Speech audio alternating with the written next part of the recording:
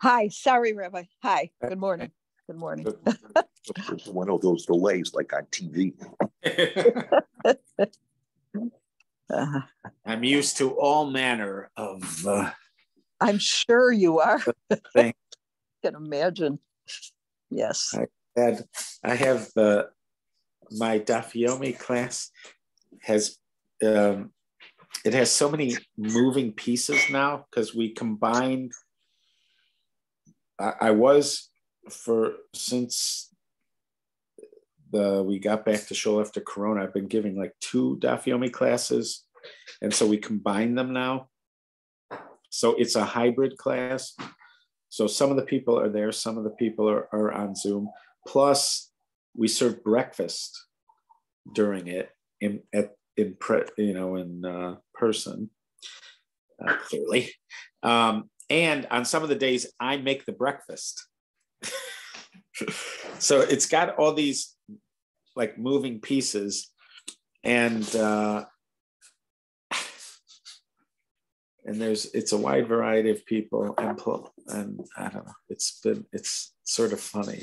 Yeah, if you could serve breakfast over Zoom, I'd definitely join.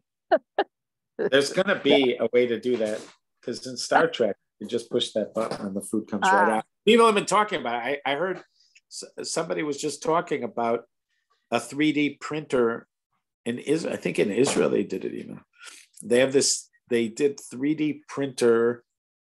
They did fish, like a fillet of fish kind of fish, because I think it had to be a fish that could be like made from a mash, something like that. So they made. So like, it was already a actual food. What they did is they take the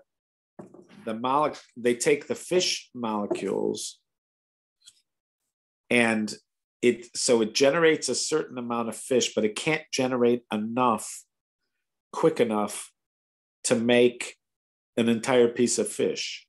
It can make some of it is coming from laboratory generated fish molecules, and then some of it is plant-based material. But it has genuine, whatever the word genuine comes to mean when you say these things, it has laboratory generated fish molecules together with plant-based material, and it prints it, like you say what you want, and then it like creates it layer by layer by layer, and then it's finished, and you have a piece of an edible filet of fish sandwich. Is it kosher? It's a kosher. Well, yeah, so it should be. I mean, obviously, it depends on what the ingredients. This has been the subject of scholarly discussion already for several years, and I mean, in theory, I didn't even understand what the problem is in theory, but because I don't understand the technology. But years ago, by years ago, I mean 95, probably like in 93, like in 1993, I asked Rav Scheinberg, because I was doing an Ask the Rabbi column for Or Sameach, and I asked Rabbi Scheinberg, the question that was posed was, at that point, they were splicing in pig genes, supposedly into tomatoes, and I think flounder genes into vegetables. They were splicing the genes in order to make them more robust, I think. Like especially the flounder genes, I think, made the vegetables better able to handle the cold temperatures or something. I don't know, so that you could keep them at a lower temperature for longer or something like that. So anyways, they were doing it. So the question was, is it kosher? So we got in contact. This was the early parts of the internet, and it was so, very exciting because you could have these kind of conversations with people all over the world. And we got in contact with a guy who was doing gene splicing at, what's that university? Whatever, it'll come back to me in a second.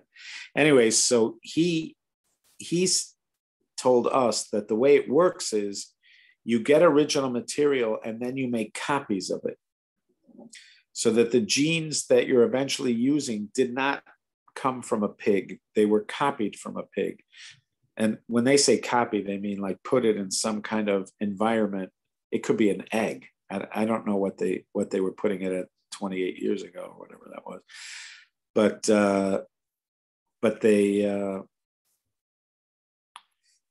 it was saying it's like it's essentially you're copying it and then making a copy of the copy, and then you're making a copy of the copy of the copy, and you're making a copy of the copy of the copy. So you don't have technically original material from a pig or from a flounder.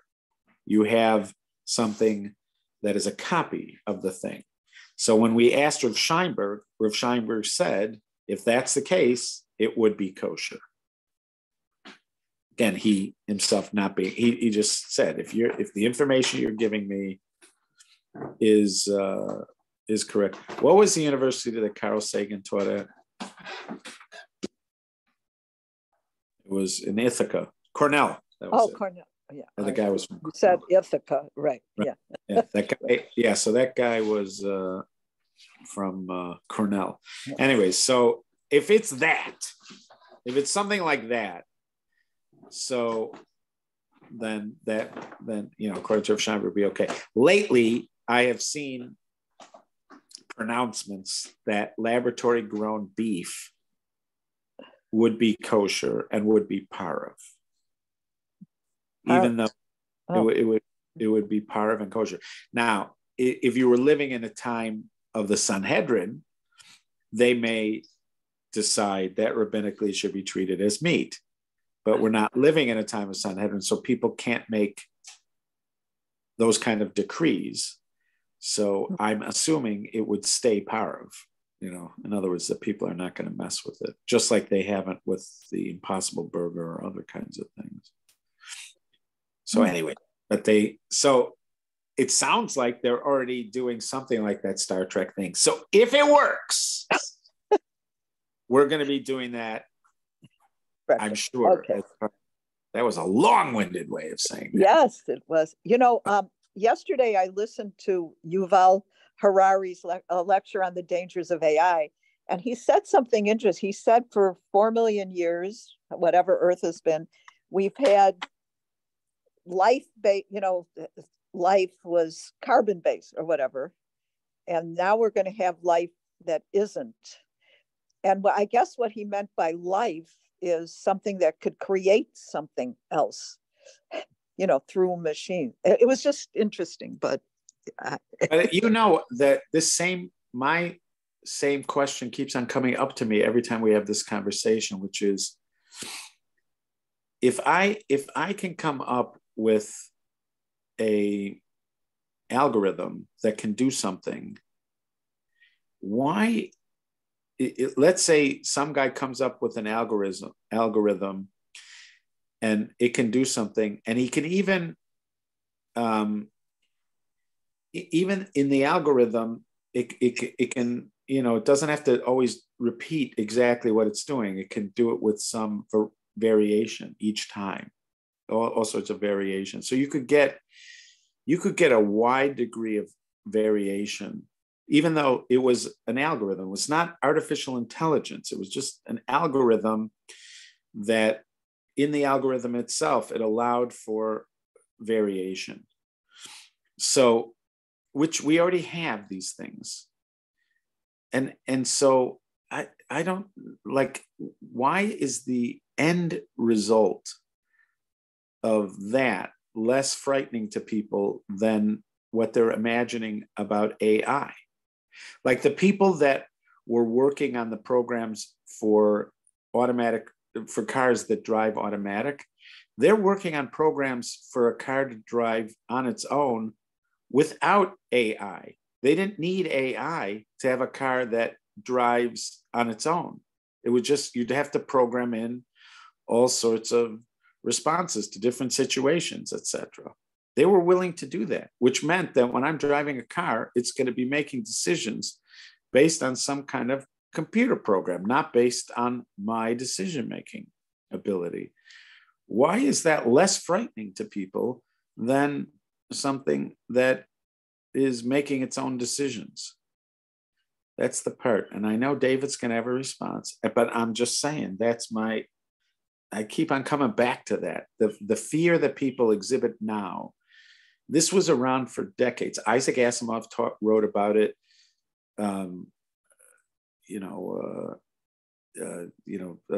Arthur C. Clarke wrote about it when computers came out. They weren't even. It wasn't just the notion that I mean, we've been dealing with this thing. I think it's when the scientists themselves, the people who are doing it themselves, say we don't know what's going to emerge. We have no idea.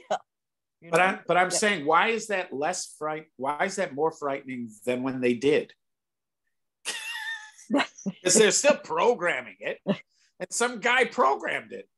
And yeah, so but the consumer on the other end, when I'm using this thing, it's got, as far as I'm concerned, a mind of its own. Because some other guy programmed it. I don't know that guy. He may not even be alive anymore. Yeah. I think that the worrying thing, the scary thing about it is that it can be abused, like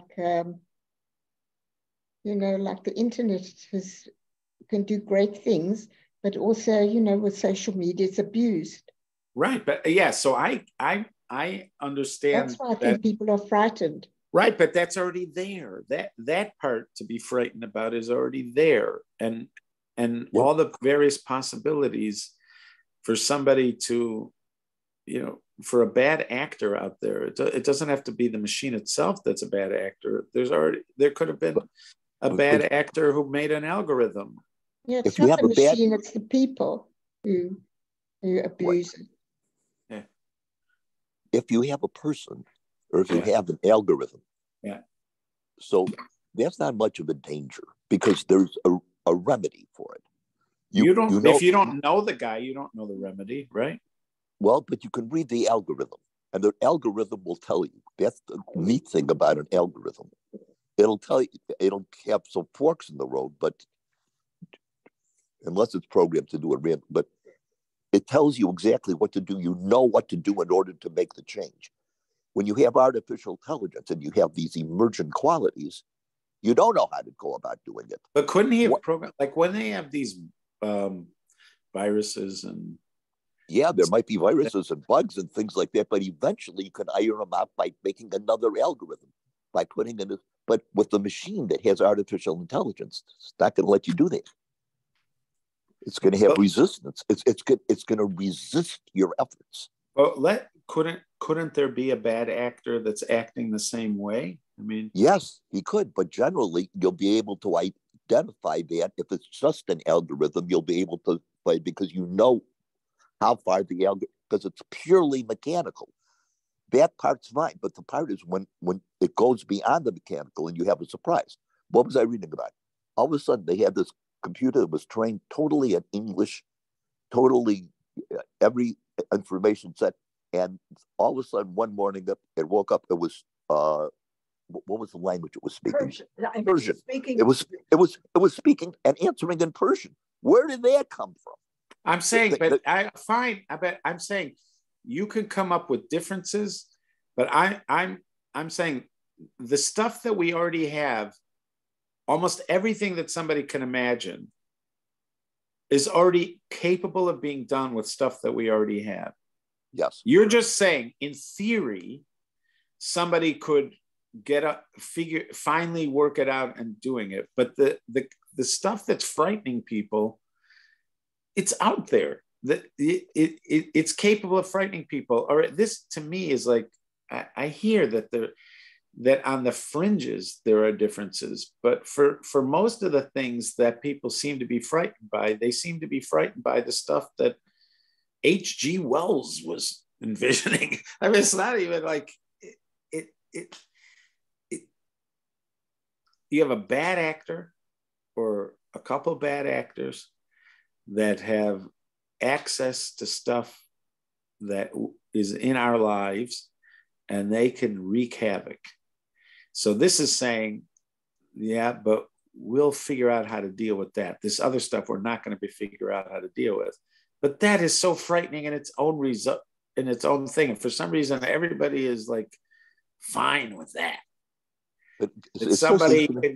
Somebody could turn down they could turn off all our electricity. They can turn off all our, can mess with our clean water. They can mess with our air. They can do all that kind of stuff with stuff they already have. But that doesn't frighten people. But the fact that a machine can now speak Persian or English before, that. What? Have a chocolate? Okay, there's a difference between a passive enemy and an active enemy. As long as you have the thing, then you can have offense because, he really has, a machine has no defense. But if it's artificial intelligence and you give it the power, that's the whole thing. Right.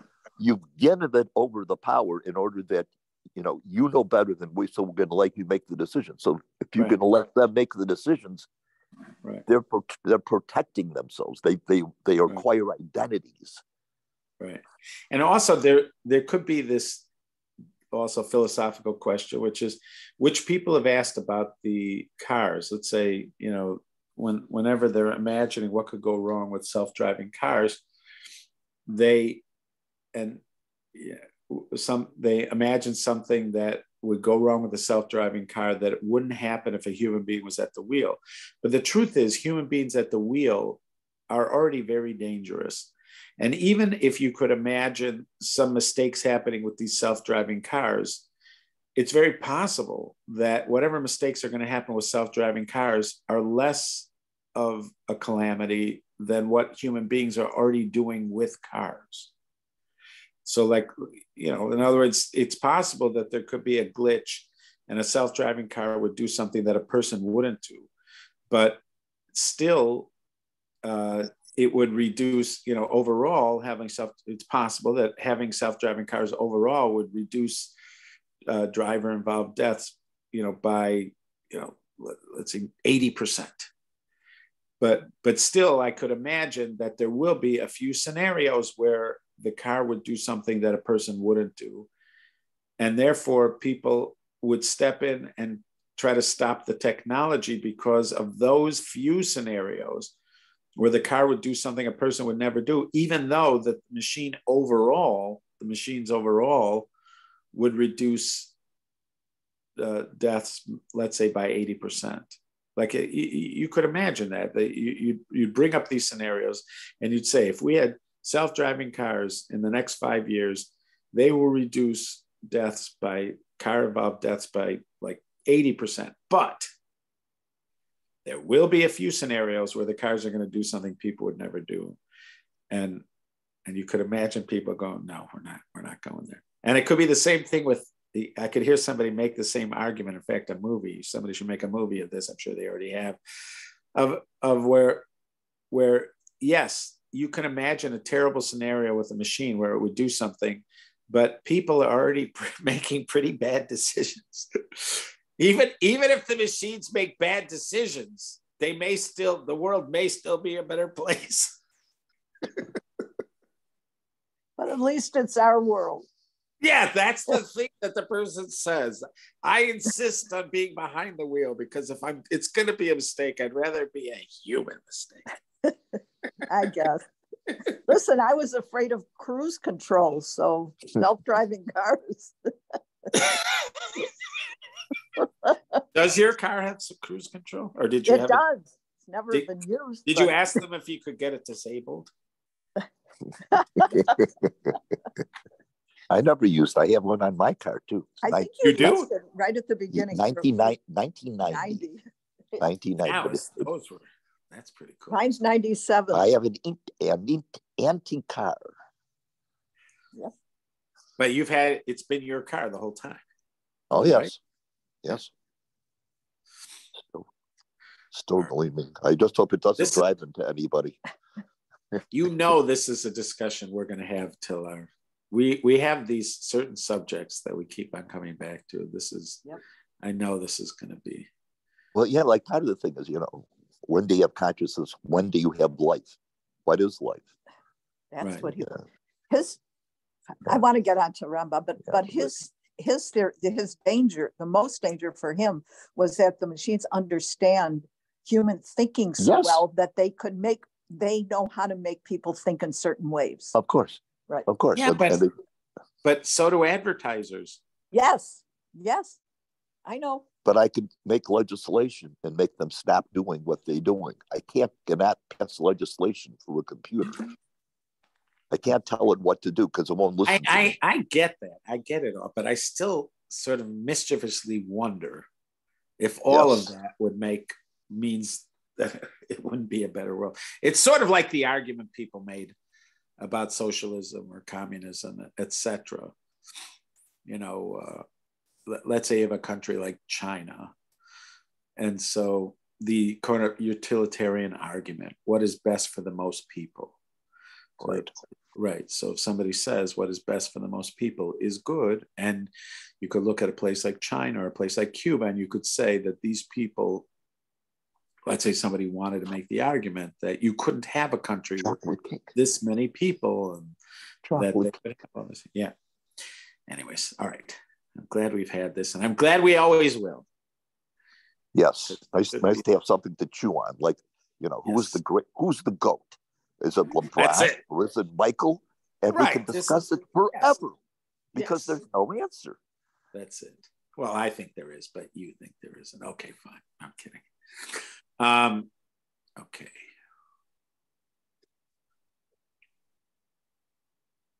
Rambam.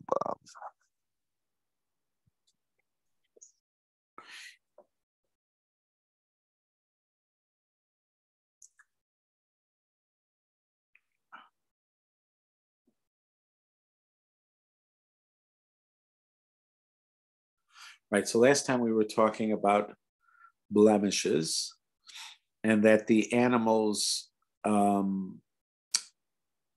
are brought as offerings should be whole and without blemish. So those are the terms that are used.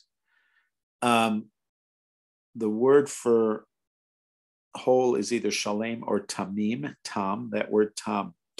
In the Torah, it's often translated as whole, that word tam. It could be in certain places that it means simple.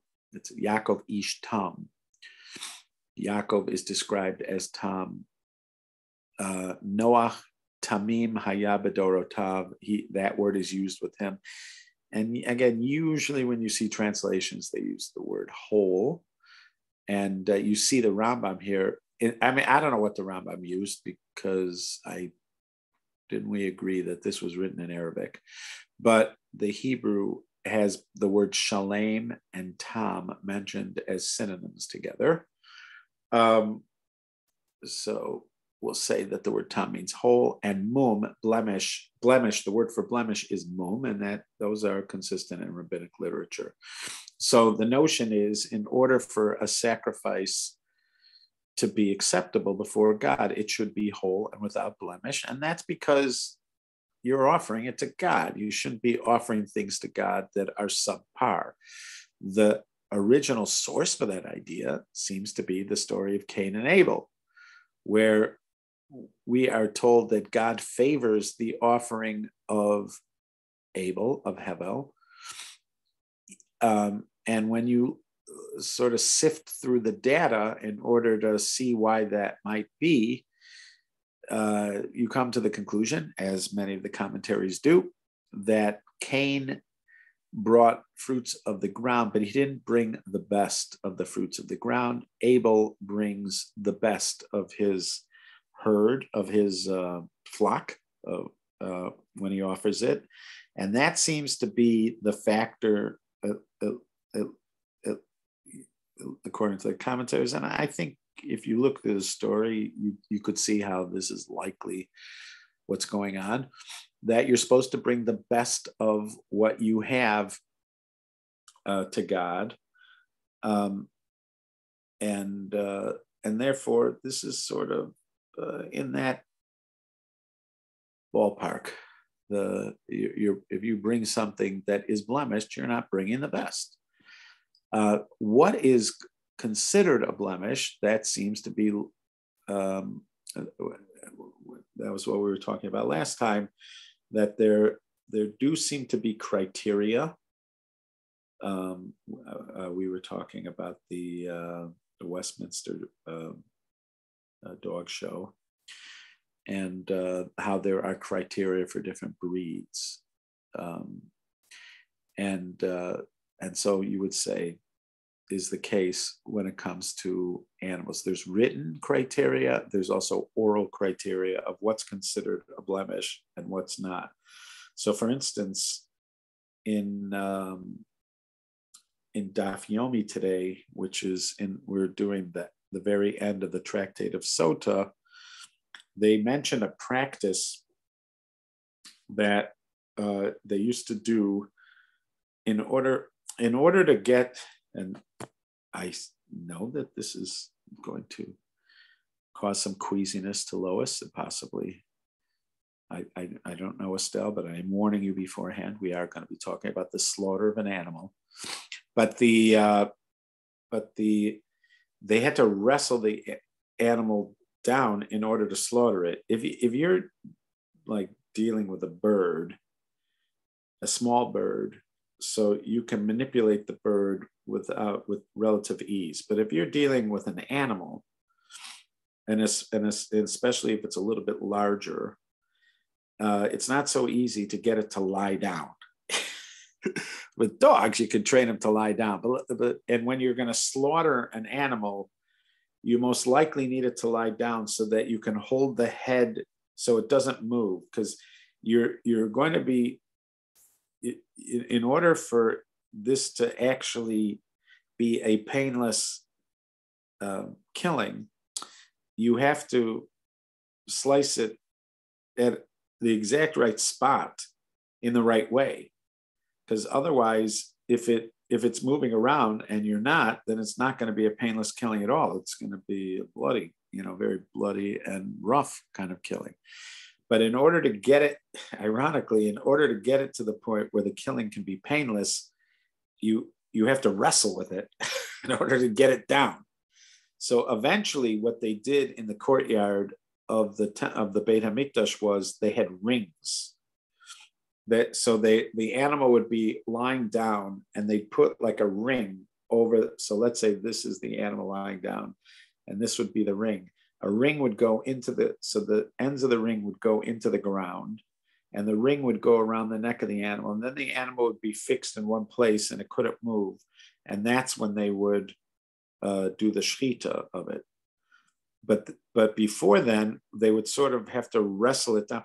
I've seen it with branding, with cattle branding. I haven't seen it in person, but with cattle branding, in order to brand the cattle, they have to like wrestle the cow. And that's where they at rodeos. I did actually see it in person. I didn't see branding, but I've seen them. I was at some rodeos when I was a kid. So they actually they rope the calf, let's say, and then the guy goes over and he has to like hold it so that they can brand it. So this is similar, except they're holding it so that they can slaughter it. So this is all a long-winded saying of something that they did, because this is what the Gemara was talking about. They would hit the let's say it's a calf. They would hit it on the head, and so that it would bleed into its eye. When it bled into its eye, it would get apparently it would get like confused from the sensation of it or what it looked like. And for a moment, it made it easier for them to get it to lie down, to wrestle it down.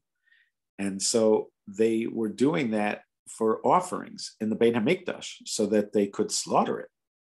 And Rabbi Yochanan, the Kohen Gadol, the high priest, put a stop to it because he said it looks like it's not technically a blemish, but it looks like a blemish.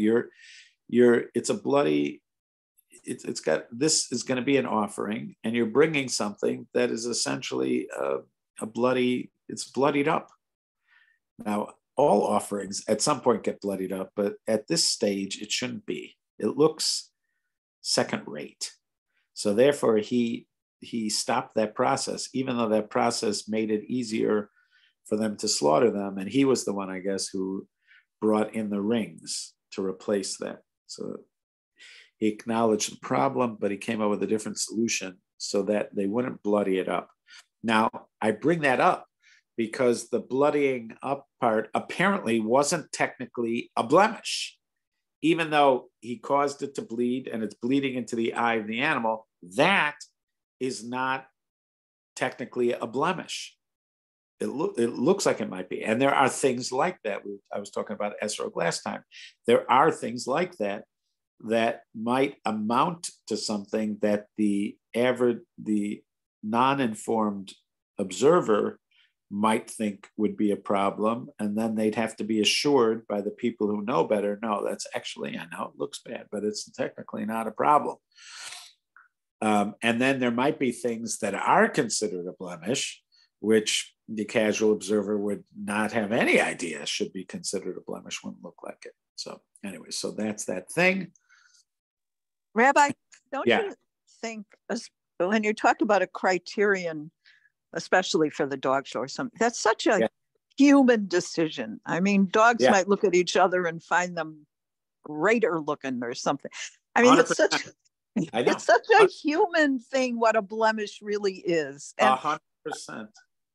Well, in our culture, go ahead. I agree. In our culture, this is something we're always trying to overcome. Because society has decided that something should be considered. Why is society decided that glasses are okay, but hearing aids, for some reason, if you wear glasses, that's completely okay. But if you wear a hearing aid, that's an indication of some kind of disability. Yeah, I never thought of that, but that's true. But so and then there'll be people that say we shouldn't, we should be overcoming that. Why do we accept that? Why do we accept those standards or something? Yeah, I can understand why an animal would be not kosher if it had like a puncture, whatever it is, that kind of criteria. Yeah. But for God not to accept an animal that has, I don't know, it's just human to me. I mean, we do accept the notion that it's all being done from our perspective. Okay. Even when we say that it's divine, the understanding is that it's divine,